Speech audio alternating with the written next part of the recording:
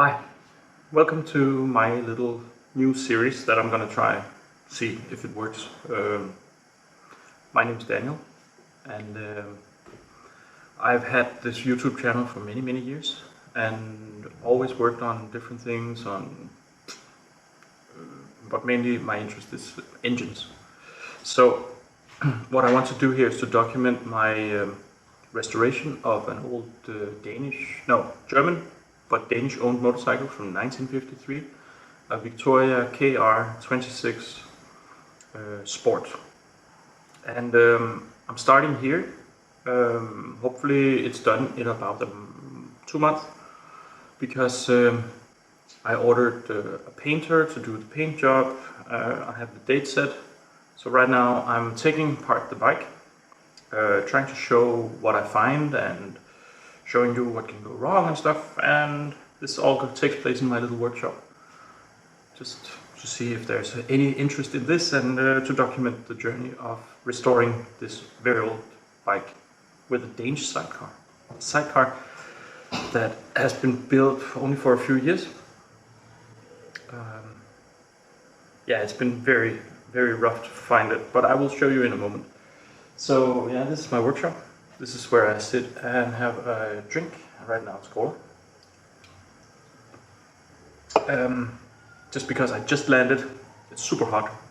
It's my first day of vacation, and I just received these new exhaust pipes today.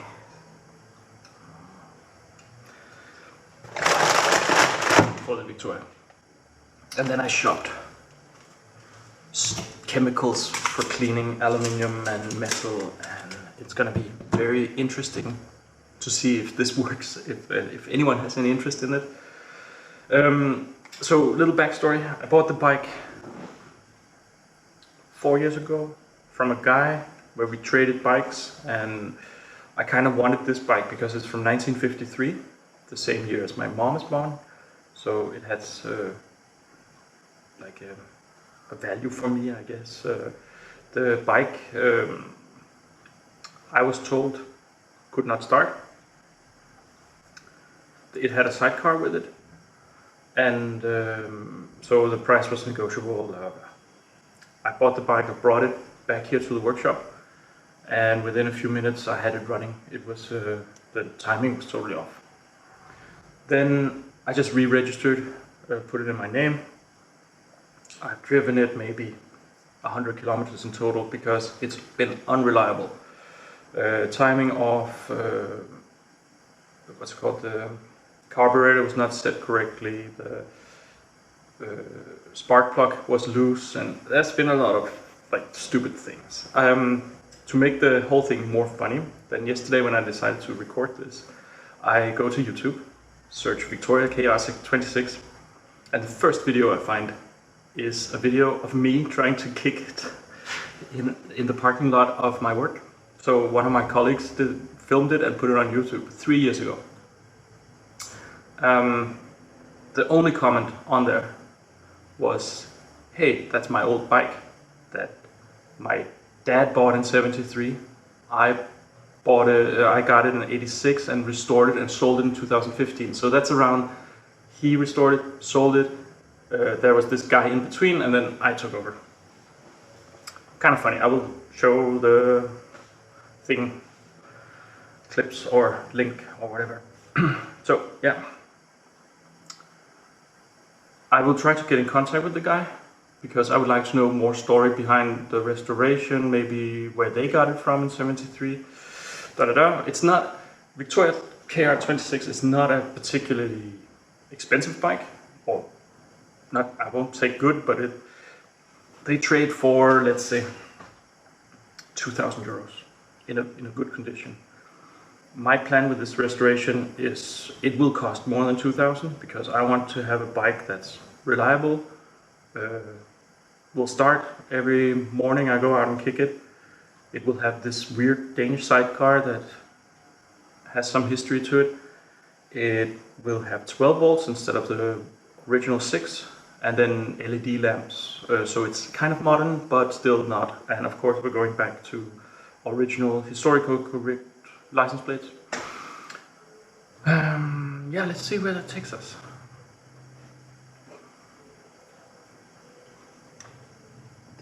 Also, this is my first time trying to film myself, to do something with myself, so I'm a little bit nervous. And also, if someone suddenly comes in, because we are 8 people sharing the space, I will stop the recording, or maybe I will speed it up or something. In my past, I've done a lot of videos with other people, not my name on it, so this is the first time I tried that, to be a little bit egoistic. Just imagining myself sitting and editing this video will kind of brings fear to myself. So let's see how this goes. Alright, if there's someone who thinks that I should go on and this brings value or something, please comment, because I kind of want to not only do it for myself, because then I could listen to music and drink beer and stuff, but now I'm trying to put an effort into this for you. Let's start by unpacking this.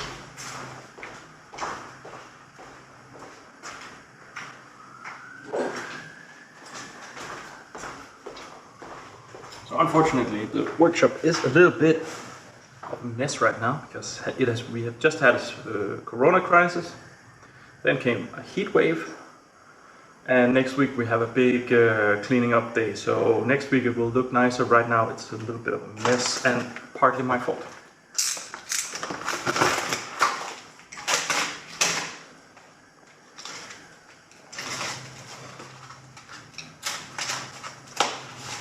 So these exhaust pipes are very close to the original.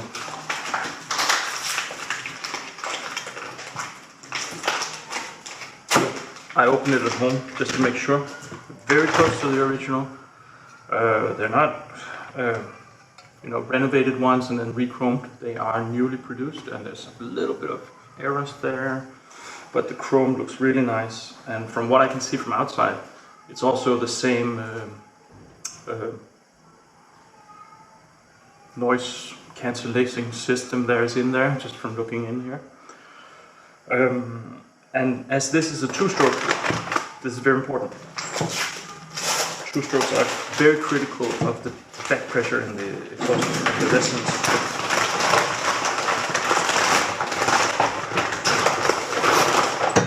Yay, similar.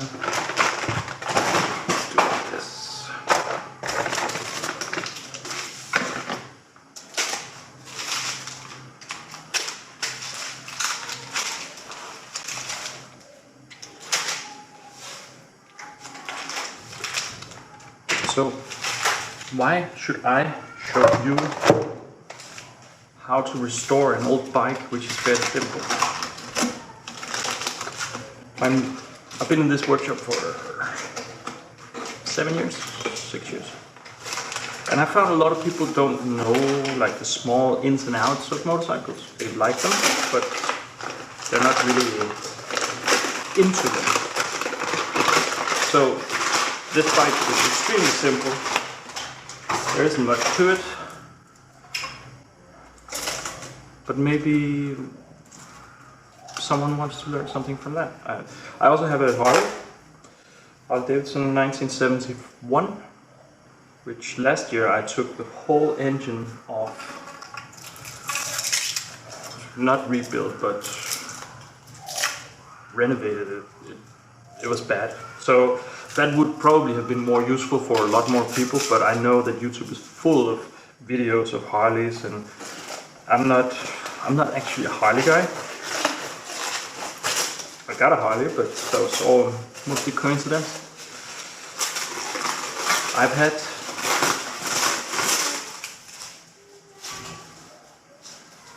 many German 2-strokes. I would love to have a 4-stroke like Victoria that we're working on now. They made a Bergmeister, a 4-stroke, but they are super rare. So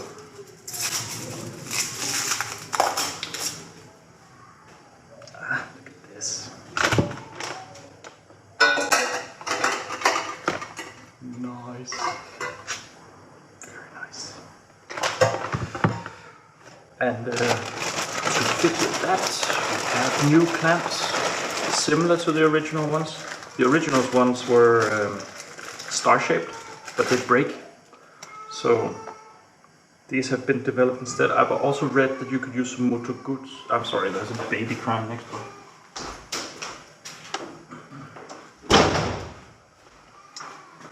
I read you can.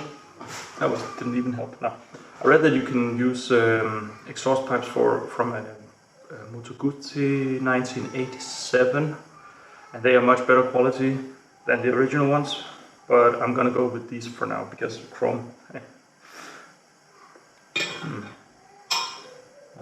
That's not for there. I guess it's from down here. Okay, nice. So, welcome to this little journey. Hopefully worth something for someone. If not anyone on YouTube, then for the guy who wants to buy the bike in the end. I'm gonna pause here and we move over to the motorcycle. Alright, so here we are. This is the bike, the sidecar. As you can see, I've already taken some parts off, and that's when I decided to order the exhaust and do this video.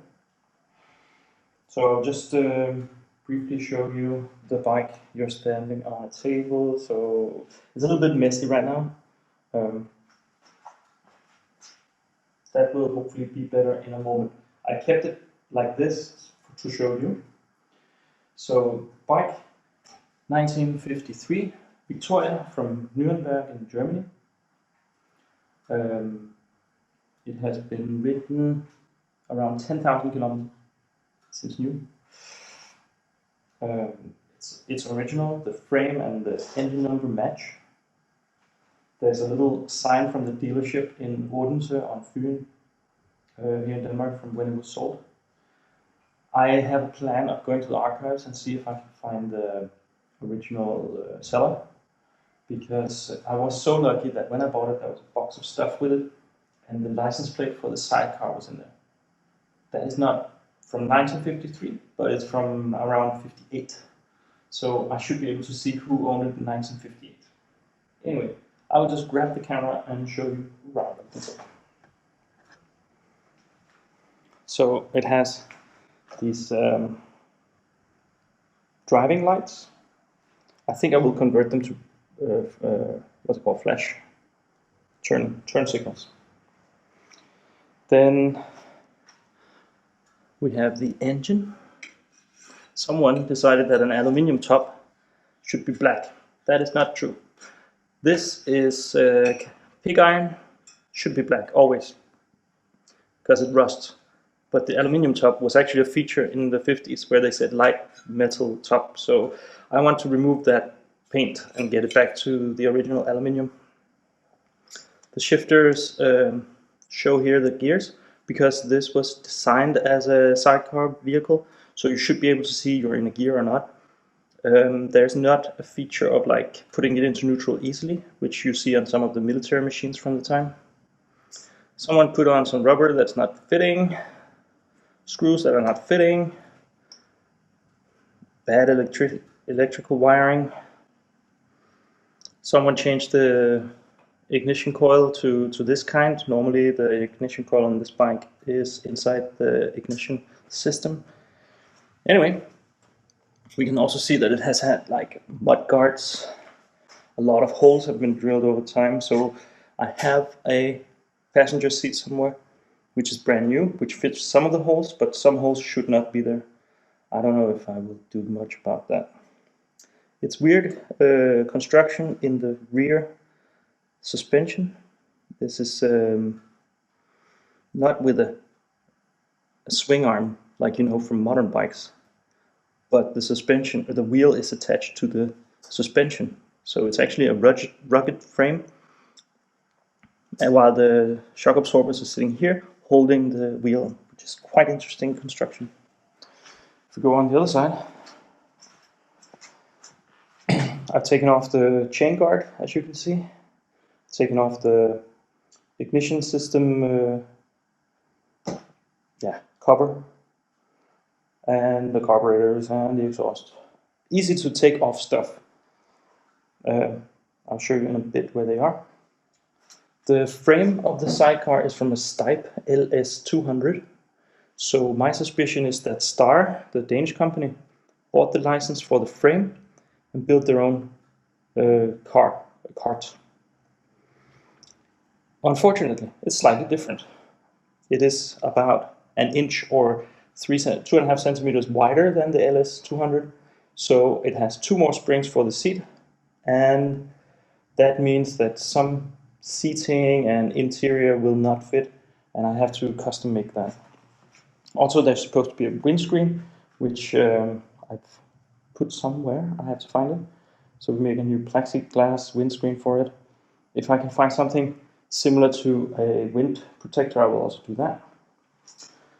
So the sidecar, for the past 2 years, we have been fixing rust. This thing was rusty as a lot. It had been sitting in a backyard somewhere. Water had gathered in the bottom here, so it was all full of holes and dents and stuff. The armrests were rusted off. Only one of the side holders, these for holding the windscreen, was on, so I have to replicate that somehow. It has an Stipe LS200 mudguard, but this mudguard is different because it has this holder system on the side, where the LS200 has it on the front. So it's not directly interchangeable. So even though it was really bad, we have to restore it and use that and not buy a new reproduction LS200. I restored the wheel. Basically, sidecar is ready for paint. So that is why the deadline for the painter has been set. So I have about a month to clean off the paint, take the whole thing apart, do stuff with it. And here we have the mudguard. So here you can see the Sven M. Nielsen in Odense. This is the seller's sign. So we know where it was sold. The sidecar was actually built just a few kilometers from Odense, so it's very local for Odense. And the earlier restoration had been sandblasted, but not polished, not primed correctly. So that's why I need to use a lot of paint stripper and remove all of that. All the rubber is the old rubber, and I want to change that as well. As you can see the marks, but also the previous restoration, they just painted, yeah, not so good. So we will take this early restoration, put it back to an original shape, but with the features of 12-volt electronic ignition and plenty of lights where needed. And that's where we're at today.